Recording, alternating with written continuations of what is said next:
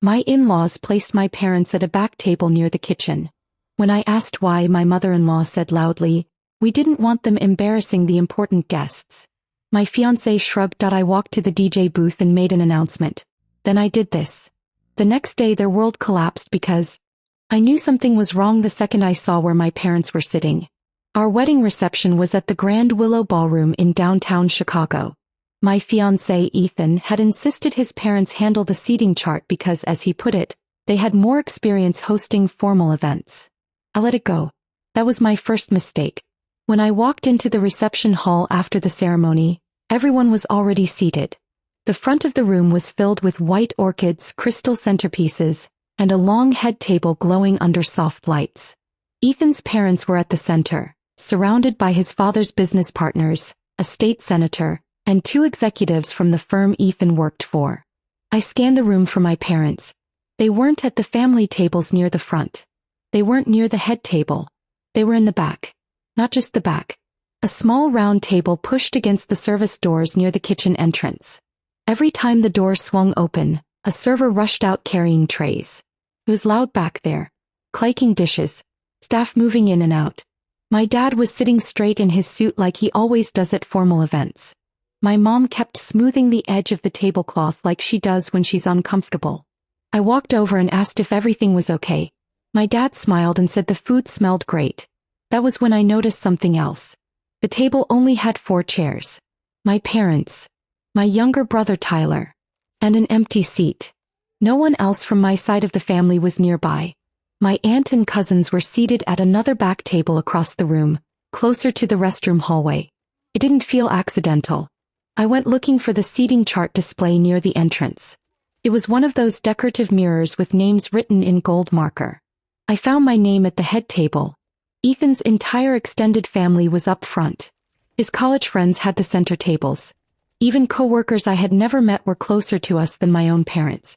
I found my mother-in-law, Carol, near the bar talking to a woman in a red dress. I asked her why my parents were seated near the kitchen. She didn't lower her voice. We didn't want them embarrassing the important guests. The woman in red froze mid-sip. I asked what she meant. Carol said, "Your parents are sweet, but they are not exactly the type we wanted at the center of attention tonight. We have investors here." I waited for her to say she was joking. She wasn't. I looked across the room at Ethan. He had clearly heard at least part of it because he was staring in our direction. I walked over to him and told him what his mother had just said. He shrugged. He said, "Let it go, Annabelle. It is just seating. Just seating." I thought about the last 30 years of my parents' lives. My dad working double shifts at the auto shop. My mom taking night classes so she could move from cashier to store manager. Them paying for half this wedding because they insisted on contributing. And this was where they were placed. Near the kitchen doors. I didn't cry. I didn't argue again. I didn't cause a scene. I looked around the room at all the important guests. Then I turned and walked straight toward the DJ booth. The DJ, a guy named Marcus, looked confused when I tapped the microphone and asked him to lower the music. That was the moment I decided the reception was about to change. And nobody at that front table had any idea what I was about to do. The music faded mid-song. Conversations quieted in waves across the ballroom. Forks stopped clinking against plates. Marcus handed me the microphone without asking questions. I could feel Ethan watching me from the head table. I smiled at the room. "Thank you all for coming tonight. It means a lot to both of us to have such an incredible group of people here. Family, friends, business partners, investors." I let that word hang there for a second. I said, "Before we continue dinner, I want to recognize 2 people who made this entire day possible for me."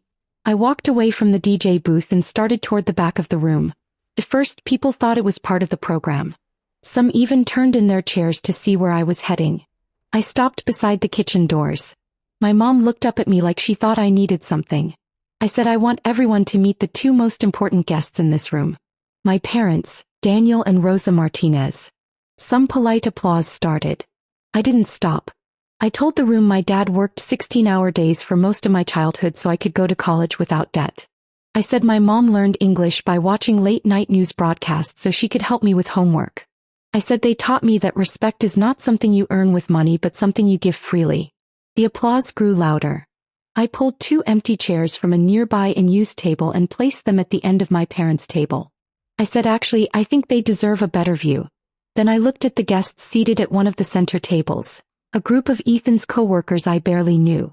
I asked if they would mind switching tables with my parents. There was an awkward pause.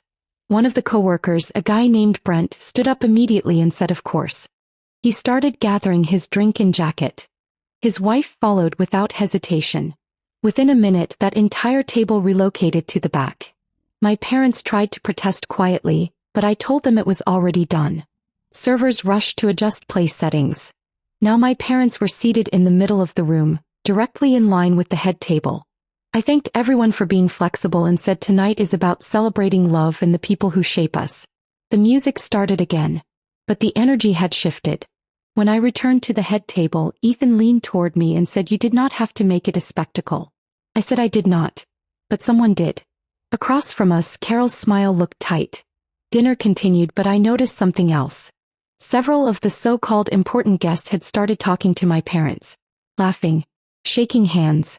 My dad was telling one of the executives about restoring classic cars. My mom was explaining how she built her store from the ground up. They weren't embarrassing anyone. They were captivating the table. I thought maybe that would be the end of it. I was wrong. Because later that night, when it was time for speeches, Carol decided she was not finished. And what she said into that microphone forced me to take things further than I ever planned. I should have known Carol wouldn't let it go. When it was time for speeches, the best man went first.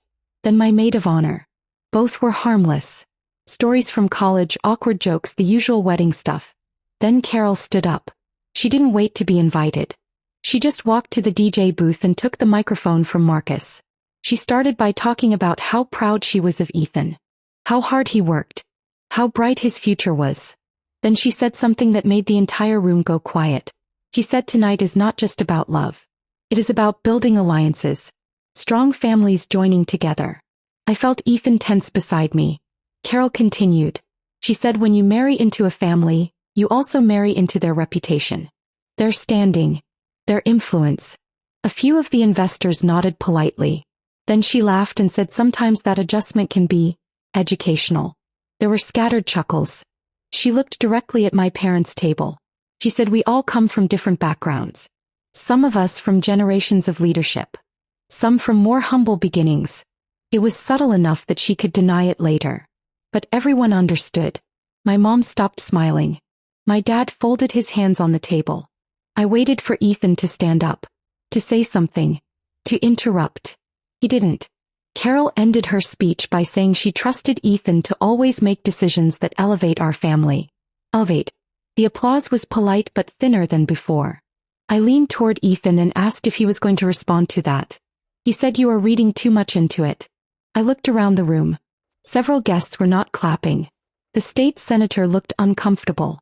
Brent, the co-worker who had switched tables earlier, was staring straight at Carol. And then something happened that Carol did not expect. One of the investors stood up. His name was Richard Hale. He owned a regional manufacturing company and was one of the reasons Ethan's father had secured funding for his latest expansion. Richard did not go to the DJ booth. He just spoke from his table loud enough to carry. He said, "I actually prefer humble beginnings.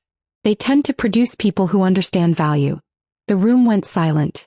Richard turned toward my parents. He said, "Sir, I heard you restore classic cars. I have a 1967 Mustang that needs work. Maybe we should talk." My dad nodded once. Carol's face changed. The rest of the night continued, but the dynamic was different now. Guests who had been clustered around Ethan's parents drifted toward the center tables. Toward my parents. I thought maybe karma had already handled it. But when we got back to the hotel suite after the reception, Ethan closed the door and finally said what he had been holding in all night. He said, "You embarrassed my mother." I told him she embarrassed herself. He said you should have stayed out of it. I asked him one question. "This is how your family treats mine on our wedding day. What happens next year? Or when we have kids?" He did not answer. Instead, he said we would talk about it after the honeymoon. There was only one problem. There was not going to be a honeymoon. Because while we were arguing in that hotel suite, something was happening downstairs in the lobby that neither of us knew about. And by morning, Ethan's family business would be in serious trouble. I did not sleep that night. Ethan eventually stopped arguing and lay down, scrolling through his phone like nothing had happened. I sat by the window staring at the city lights, replaying everything. Around midnight his phone started buzzing. He ignored the first call, then the second, then the third. Finally he answered. It was his father. I could only hear Ethan's side. What do you mean he left early? No, that does not make sense. He would not pull funding over a speech. There was a long pause. Then Ethan sat up in bed. You are serious? He hung up and just stared at the wall. I asked what happened. He said Richard Hale left the reception early. And before he left, he told my father he was reconsidering their partnership. Apparently, after Carol's speech, Richard had pulled Ethan's father aside and asked if he agreed with what was said. When Ethan's father tried to brush it off, Richard asked a simple question. If this is how your family talks about people, how do you talk about your employees? By the time we were in the hotel room, Richard had already sent an email to his legal team to pause the investment deal scheduled for the following week. It was not a small deal. It was the deal. Without it, Ethan's father's company would struggle to stay afloat. Ethan said this is because you made a scene. I asked how. I did not insult anyone. I did not attack anyone. I just moved my parents to a better table. He did not answer. The next morning things escalated. I went downstairs to meet my parents for breakfast. My mom tried to act normal, but I could tell she had seen something online. Apparently, one of Ethan's co-workers had recorded Carol's speech. Not the whole thing. Just the part about reputation and humble beginnings. He posted it on social media with a caption that said this was said at my friend's wedding last night. It had already been shared hundreds of times. People in the comments were not kind. By 9 a.m., someone had tagged Ethan's father's company. By 10 a.m., former employees were commenting about how management treated staff differently based on background. By noon, a local business blog had picked it up. The story was spreading. Ethan came down to the lobby looking pale. He said his father was in crisis mode. Investors were calling. A board member demanded a statement. Carol called me around lunchtime. She did not apologize. She asked if I had encouraged someone to record her. I said no. She said this is your fault. I said you chose the words. She hung up. That afternoon, Ethan's father issued a public apology online, claiming the comments were misunderstood and did not reflect company values. It did not stop the fallout. By evening, two smaller partners had announced they were stepping back from negotiations. And then Ethan did something I did not expect. He asked me to make a public statement defending his mother. That was the moment I realized this was not just about a seating chart. It was about who he was willing to protect. And I had to decide whether I was going to protect him back. When Ethan asked me to defend his mother publicly, I honestly thought he was joking. He wasn't. He said if you post something clarifying that it was taken out of context, this will calm down. People will move on. I asked him what exactly I would be clarifying. He said just say she didn't mean it the way it sounded. I told him it sounded exactly the way she meant it. He ran a hand through his hair and said you are letting pride destroy my family's business. That word again. Family. I looked at him and realized we were talking about two different definitions. I told him I would not lie to protect someone who insulted my parents in front of 200 guests. He said you are choosing them over me. I said I am choosing respect. That afternoon I drove to my parents' house. They had already unpacked the leftover wedding flowers I sent home with them. My mom had arranged them on the dining table like it was any other Sunday. My dad asked if I was okay. I told them everything. About the calls. The investors. The social media posts. Ethan asking me to defend Carol. My mom said maybe we should have just stayed at the back table. That broke something in me. I told her no. You should have been at the front. While we were sitting there, my phone buzzed again. It was Brent, the coworker who switched tables. He asked if he could stop by. An hour later, he was sitting in my parents' living room. He told us he was the one who posted the video. Not because he wanted drama, but because he had seen things at the company that bothered him for years. Promotions passed over. Comments made in meetings. Clients treated differently based on last names. He said when Carol gave that speech, it confirmed something for him. He also told me something I did not expect. Richard Hale had not just paused the investment. He had requested an internal audit of Ethan's father's company as a condition for reconsidering. And he had asked Brent to provide documentation. Brent looked at me and said what happened at your wedding gave people the courage to speak up. I had not planned any of this. I just did not want my parents sitting by the kitchen. That night, I went back to the hotel to talk to Ethan. I told him I would not make a public statement defending his mother, but I would make one of my own. He said, if you do that, there is no going back. I said, I know. He asked if I was really willing to risk our marriage over this. I told him it was already at risk the moment he shrugged. He did not try to stop me when I opened my laptop. And what I wrote that night changed everything. I didn't rant. I didn't insult anyone. I wrote 3 paragraphs. I said that at my wedding my parents were intentionally seated away from the main floor. I said a speech was given about reputation and humble beginnings. I said I believed respect is not conditional on income, education, or connections. And I said I would never apologize for defending my family. I did not name Carol. I did not name the company.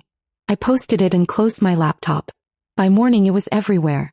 People connected the dots without my help. My post was shared alongside the video clip. Former employees added their own stories. A supplier posted that they had experienced similar attitudes during negotiations. Then something none of us expected happened. Richard Hale released a statement. He said his company would not move forward with any partnership that did not reflect the values of equal respect and opportunity. He referenced recent public remarks as a catalyst for reviewing the deal. Within 48 hours, 2 more investors withdrew. Ethan's father's board announced an independent investigation into leadership conduct. Carol's charity board asked her to step down temporarily while the situation was reviewed. The world they had built on image and exclusivity cracked fast. Ethan barely spoke to me during those 2 days. He stayed on calls with his father, pacing the hotel room. On the 3rd day he finally said it. He said, you could have handled this quietly. I asked how. By pretending it didn't happen? By teaching our future kids to accept disrespect if it comes from someone wealthy? He didn't answer right away. Then he said I just wanted peace. I told him peace built on silence is not peace. That afternoon I packed my suitcase. He asked if I was leaving for a few days. I told him I didn't know. What I did know was this. The seating chart was never about chairs. It was about where people believe you belong. My parents never asked for revenge. They would have forgiven everything. But the next day when I went to their house again, my dad showed me something on his phone. An email from Richard Hale. Subject line, Mustang restoration. Richard wanted to bring the car by next week. My dad looked at me and said sometimes the back table has the best view. Ethan's family lost their biggest deal. Carol lost her public image. And I lost a marriage that only worked when I stayed quiet. I did not ruin their world. I just moved a table. And everything that collapsed after that was already built on the wrong foundation.